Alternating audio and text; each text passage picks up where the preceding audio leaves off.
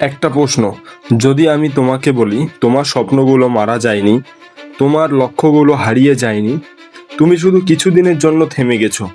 আজ হয়তো তুমি নিজেকে ব্যর্থ মনে করছো, হয়তো মনে হচ্ছে সবাই এগিয়ে যাচ্ছে আর তুমি একই জায়গায় দাঁড়িয়ে আছো।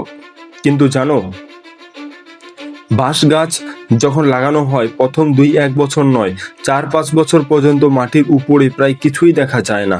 তাহলে কি সে বাড়ছিল না? বাড়ছিল, কিন্তু চোখের আড়ালে, মাটির নিচে, আর শিকড় শক্ত হচ্ছিল।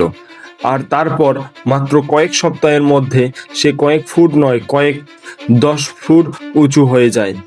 হয়তো তোমার জীবনও এখন সেই পর্যায়ে আছে। তাই এই ভিডিওটি শেষ পর্যন্ত দেখো, কারণ আজকের এই কয়েক মিনিট তোমার পুরো জীবন বদলে দিতে পারে। তুমি কি কখনো ভেবেছো তুমি জানো কি করতে হবে, তুমি জানো তোমার লক্ষ্য কি, তবুও তুমি শুরু করতে পারছো না? কেন? কারণ সমস্যা তোমার ক্ষমতায় নয়, সমস্যা তোমার মানসিকতায়। আমরা প্রায় ভাবি, যখন আমার মোটিভেশন আসবে তখন আমি কাজ শুরু করব, কিন্তু বাস্তবতা সম্পূর্ণ উল্টো। মোটিভেশন কাজের আগে আসে না, মোটিভেশন আসে কাজ শুরু করার পরে। যেদিন তুমি প্রথম জিমে যাও প্রথম দিন ভালো লাগে না, যেদিন তুমি প্রথম পড়তে বসো প্রথম দিন মন বসে না, যেদিন তুমি ব্যবসা শুরু করো প্রথম দিন লাভ হয় না, কিন্তু তুমি যত এগোতে থাকো তত মোটিভেশন বাড়তে থাকে। তাই অপেক্ষা করো না, আজই শুরু করো। আমাদের সমাজ আমাদের শিখিয়েছে ফেল মানেই শেষ, পরীক্ষা ফেল অর্থাৎ ব্যর্থ, ব্যবসা বন্ধ মানে ব্যর্থ, সম্পর্ক ভেঙেছে মানে ব্যর্থ। সত্যি, কিন্তু সত্যি কি তাই?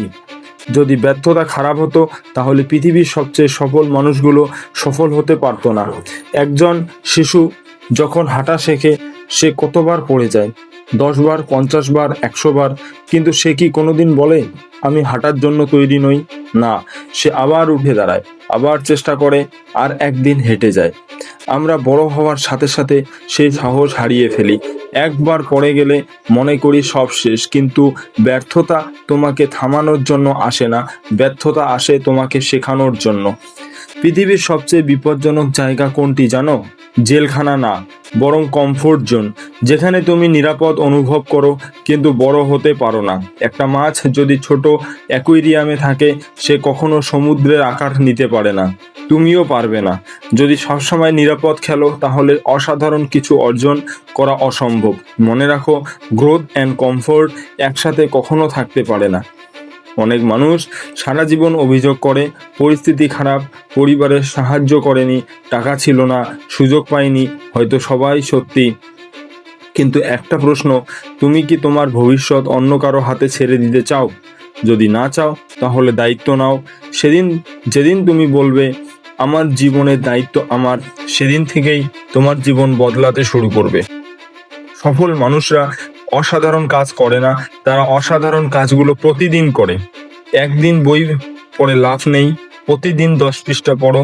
একদিন 5 ঘন্টা পড়ে লাভ নেই, প্রতিদিন 1 ঘন্টা পড়ো। একদিন জিমে গিয়ে লাভ নেই, প্রতিদিন শরীরচর্চা করো। কারণ সাকসেস কোনো ইভেন্ট নয়, সাকসেস হলো হ্যাবিট।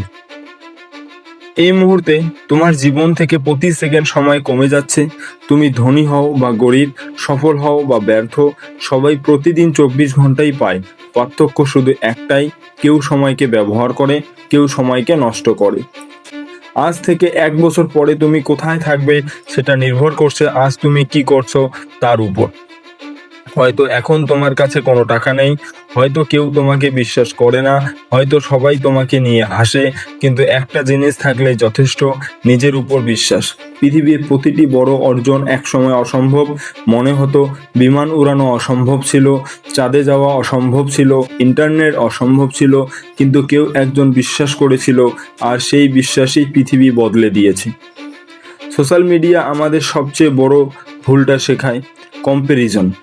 সে কি পেল, সে কত টাকা আয় করে, সে কত সফল, কিন্তু তুমি জানো না তার জীবনের পুরো গল্প। তুমি শুধু হাইলাইট দেখছো। তাই নিজের সাথে অন্যের তুলনা নয়, নিজেকে আজকে তুমি গতকালে তোমার চেয়ে ভালো কিনা সেটাই গুরুত্বপূর্ণ। একটা কথা মনে রাখো, যতক্ষণ তুমি চেষ্টা করছো ততক্ষণ তুমি হারোনি। হার তখনই হয় যখন তুমি নিজেই থেমে যাও। হয়তো আজ নয়, হয়তো কাল না, হয়তো 1 বছর পরও না, কিন্তু যদি তুমি লেগে থাকো সাফল্য একদিন আসবেই। কারণ ধারাবাহিকতাকে হারানোর মতো শক্তি পৃথিবীতে খুব কম জিনিসের আছে। এই ভিডিওটা শেষ হওয়ার আগে আমি তোমাকে একটা চ্যালেঞ্জ দিতে চাই। আজ এই মুহূর্তে তোমার স্বপ্নের দিকে একটি মাত্র ছোট পদক্ষেপ না, 1 পৃষ্ঠা পড়ো, একটি পরিকল্পনা লেখো, একটি আবেদন পাঠাও, একটি নতুন দক্ষতা শেখা শুরু করো। ছোট হোক কিন্তু শুরু হোক, কারণ 5 বছর পরে তুমি আজকের দিনটিকে মনে রাখবে আর হয়তো বলবে, সেদিন আমি হাল ছাড়িনি, সেদিন আমি আবার শুরু করেছিলাম। মনে রাখো, তুমি দুর্বল না, তুমি ব্যর্থ নও, তুমি শেষ হয়ে যাওনি। তুমি শুধু তোমার জীবনের পরবর্তী অধ্যায় শুরু করার অপেক্ষায় আছো।